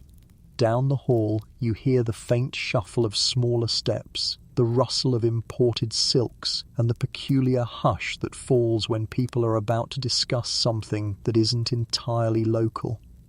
It smells faintly of polished wood and something far more delicate, ideas carried across oceans. The hallway narrows, its walls lined with carved wooden panels depicting ships, ports, and strange animals you don't recognize. You step through a doorway into a chamber that feels different from the others, less familiar, more borrowed. The air smells faintly of cedarwood, beeswax, and a resinous incense that clings to the heavy brocade curtains. Low stools are scattered across the room, and on each sits a woman with her gown lifted just enough to reveal shoes so small they look like they belong to a child. You're used to seeing beauty performed in faces, hair, and clothing, but here the performance is in the feet. Narrow, delicate, tucked neatly into embroidered slippers with curling toes. A few women wear shoes shaped like little crescents, the fabric heavy with gold thread and tiny pearls. At first you think they simply favour dainty footwear, but then you notice the way some of them stand, careful, measured, as if each step requires more balance than you'd expect. A mainstream fact clicks into place. While full-scale Chinese foot binding never took root in Europe, trade and diplomatic contact in the late medieval period brought stories, and sometimes exaggerated legends, of the practice to Western courts. These tales fed a fascination with small feet as a sign of refinement, and in certain elite circles, shoes were crafted to exaggerate that delicacy. Narrow lasts, stiff soles, and tightly wrapped insteps could give the illusion of smaller feet without the extreme alteration of the bones seen in true binding. Historians still argue how much of this was genuine influence from the East and how much was a European reinvention sparked by travellers' accounts. Some say it was a passing curiosity, others believe it subtly shifted shoe fashions for decades. In either case, you're looking at a room where the idea of delicate feet has been elevated into an art form. A fring. A tidbit comes from a murmured conversation nearby. One lady jokes that her slippers are as useless as they are beautiful. admitting she can barely walk across the great hall without leaning on her maid's arm. Her friend replies that the struggle is part of the charm. You realize that, as with hennins and tight stays, impracticality here is not a flaw. It's proof of leisure. One woman sits as her maid winds a long silk ribbon around her instep, pulling it snug before knotting it at the ankle. The ribbon matches her gown perfectly, and the knot is placed to show just beneath the hem as she walks. The slippers beneath are barely longer than her hand. She flexes her toes experimentally, then smooths her skirts down again. A moment of humour slips in when a younger girl tries on a pair of her mother's ceremonial slippers and promptly topples sideways. "See?" the older woman says with a grin. "They're for standing, not walking." Joke 1 drifts across the room with quiet laughter. Historians still debate whether these constricted shoes caused long-term harm. Some argue that occasional wear was harmless beyond a few blisters. Others suspect that years of favouring such footwear could weaken arches and alter gait. You watch the slow, gliding steps practiced here and can imagine how those muscles might adapt or protest over time. A fringe observation catches your eye. One pair of slippers on a nearby cushion is stuffed with herbs, lavender, sweet woodruff, and a bit of mint. The scent drifts upward when the shoes are lifted, masking any odours from feet kept tightly wrapped. The embroidery on them depicts cranes and clouds, motifs you recognise from textiles traded along eastern routes. Even if the feet inside are European, the decoration tells a story of distance travelled. A second joke floats in as a maid suggests filling the shoes with wine-soaked cloth so my lady can drink in secret. The room chuckles, the idea clearly impractical but amusing nonetheless. Joke 2 lands softly. Some women here pair the small shoes with padded insoles that make them easier to stand in during long ceremonies. Others embrace the discomfort fully, seeing it as a mark of endurance. You can't help but think of the corset precursors, the hennin balancing acts, the hours spent in plucking and powdering, all different forms of shaping the body into an ideal that exists only in a particular moment in history. A third joke emerges when a lady gestures toward her tiny slippers and says, "If the king wishes to honour me, he can do so by carrying me." The others laugh, but there's a note of truth in her tone. These shoes aren't made for running errands. Joke 3 finds its mark. As the session winds down, the women slip their feet back into their miniature shoes, skirts falling into place to hide them from casual view. Only the occasional glimpse, when someone steps onto a raised platform or crosses a patch of sunlight, reveals the gleam of gold thread or the flash of a jewel on the toe. You step back into the hallway, the cedar scent following you. Ahead, the sound changes, soft swishes, layered rustles, the faint metallic chime of girdle charms brushing against each other. You know that sound now, silk on silk, weight in every step. The next room will be about layers, fabric stacked into symbols, status measured in folds. You follow the sound of soft swishes into a vast chamber where the light is dimmer, filtered through high, narrow windows. The air is heavy with the faint sweetness of cedar chests recently opened and the sharper tang of pressed linen and fresh-dyed silk. At first you think the room is filled with statues, so still are the women standing in small clusters. But then a single step sends a slow ripple through the space. A whisper of fabric on fabric that feels almost alive. These are gowns of layers, garments so heavy with meaning and with literal weight that every movement is deliberate.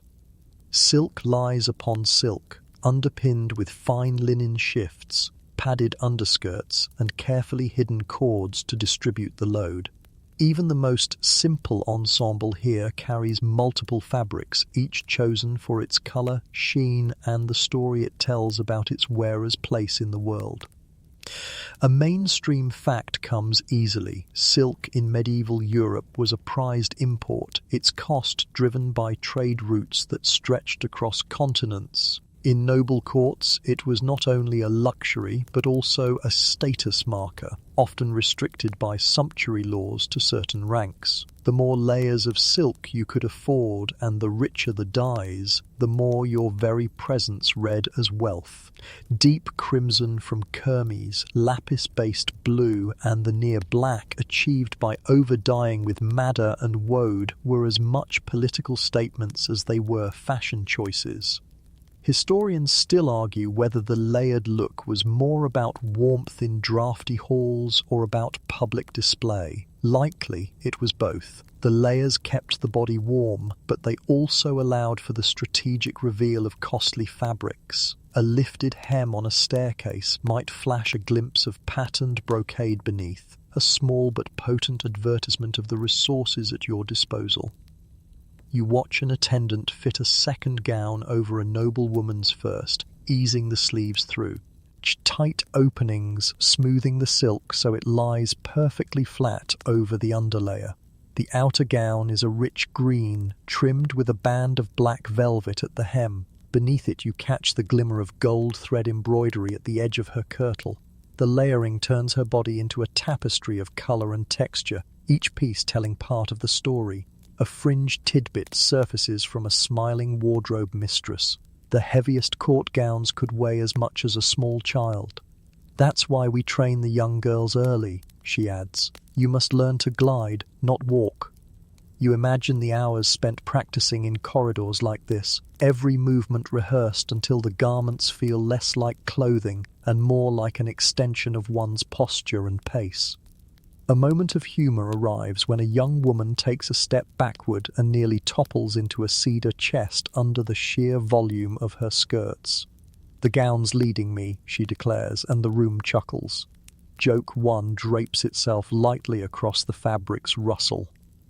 Historians still debate the practicalities of laundering these layered garments. Many outer gowns were never truly washed in the modern sense. Spot cleaning, airing, and careful storage with herbs or cedar chips were the standard. This meant the layers beneath, which absorbed more wear, became even more important for comfort and hygiene. In another corner, a lady adjusts the fall of her sleeves, long, trailing, lined with contrasting silk, so that the slightest movement flashes the richer colour inside. She extends her arm and the inner lining glows in the dim light, a subtle display that feels almost like a secret between her and anyone observant enough to notice. A second joke rises from a cluster near the hearth. "If a man cannot count my layers, he is not worth my time." It's said warmly, but the laughter carries the truth. Understanding this court's fashion is a skill, and misreading it could be a social misstep. Joke 2 settles in like a knowing nod. You notice the sound these layers make. Silk swishes over silk in a rhythm that changes with each step, a sort of textile music. The wardrobe mistress explains that the sound itself can signal refinement. A smooth, even rustle is desirable, while a hiss or snag might betray cheaper fabric or poor tailoring. A fringe observation catches your attention. Some gowns have small hidden weights sewn into the hem to help them fall in perfect lines and resist tangling in movement. These weights are often wrapped in silk scraps, ensuring they're invisible if the hem lifts unexpectedly. A third joke surfaces when a maid, struggling with a sleeve, mutters, "If we add one more layer, we'll have to start calling it armour." The lady wearing it replies, "It already is, just prettier." Joke 3 lands with the same satisfaction as a perfectly fitted seam. As the fittings conclude, the women stand ready for the evening, layers arranged, hems smoothed, sleeves aligned, colours balanced like a painter's palette. You see how the layering weaves into every other ritual you've watched. The smooth powdered skin framed by silk collars, the veiled hair falling against bright linings, the jewelled teeth flashing when the fabric's swish announces an approach. When they move toward the hall, the air fills again with that particular sound, a mingling of swish, chime, and faint perfume rising from the fabric's folds.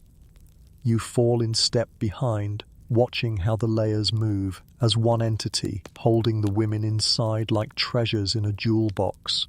Ahead, the hall narrows into a colder, darker wing of the cast. Then the air here is dry, still, and smells faintly of aged wood and pigment. You sense that whatever comes next will not be worn or displayed in life. It will be preserved, a beauty meant to outlast the person entirely.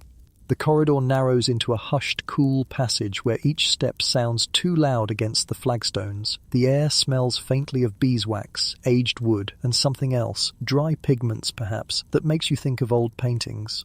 You step into a small, dimly lit chamber, and it feels immediately different from every other place you've been tonight. Here, beauty is not for the living, it's for memory.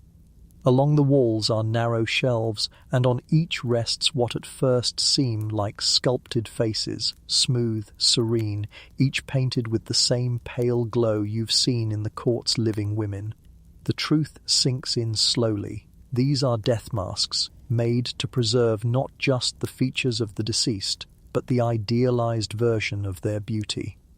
An attendant works at a table in the corner, carefully brushing pigment onto a plaster face. She smooths the cheek with a light touch, adds the faint suggestion of a beauty mark, and darkens the brows in the same arc you saw shaped from mouse fur earlier tonight. The hairline, high and rounded, has been painted in with delicate strokes, a ghostly echo of the forehead plucking ritual you remember so well. A mainstream fact steadies in your thoughts. Death masks were made in various cultures to remember rulers, saints, or beloved family members. In some parts of medieval Europe, they served as both memorials and artistic references, allowing sculptors or painters to capture a likeness for tombs or portraits. Here, though, the masks also hold something more, proof that beauty could be perfected even in stillness. Historians still argue how closely these masks reflected the actual faces they were taken from. Some believe they were exact molds, others think they were corrected after casting, smoothing wrinkles, reshaping lips, even narrowing noses to fit the prevailing ideals of the time. Standing here, you suspect the truth lies in the care, full balance between likeness and legend. A fringe tidbit comes from the attendant herself, who glances up from her work to say softly, "Sometimes they ask for the mask before death, so the features can be at their best." She smiles faintly, not unkindly, but the thought lingers in your mind like a candle burning low. On another table you see the tools, small brushes, pigments of red, black and white, fine cloths for buffing the plaster until it gleams. A pot of beeswax sits warm by the brazier, ready to give the finished surface a soft sheen.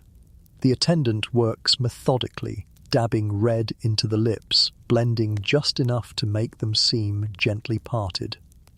A moment of humour, quiet and bittersweet, comes from an older woman who's brought in her late sister's mask for retouching. She watches the attendant smooth the brows and says, "Make them higher, she always wanted them like the Queen's." Joke one lands gently, the laughter a soft sigh. In one corner, a display of older masks shows the evolution of the style. Early ones with stark, unpainted plaster, later ones more colourful, with rouge on the cheeks, gilded edges around the hairline, even lace veils draped over them. The most elaborate mask is set into a carved wooden frame, the eyes painted with such care that they seem almost ready to blink. Historians still debate whether these masks were kept privately or displayed at public funerals. Some accounts suggest they were carried in processions, allowing mourners to see the deceased one last time in idealized form. Others think they stayed within the family, a quiet reminder in a locked chest or a chapel niche.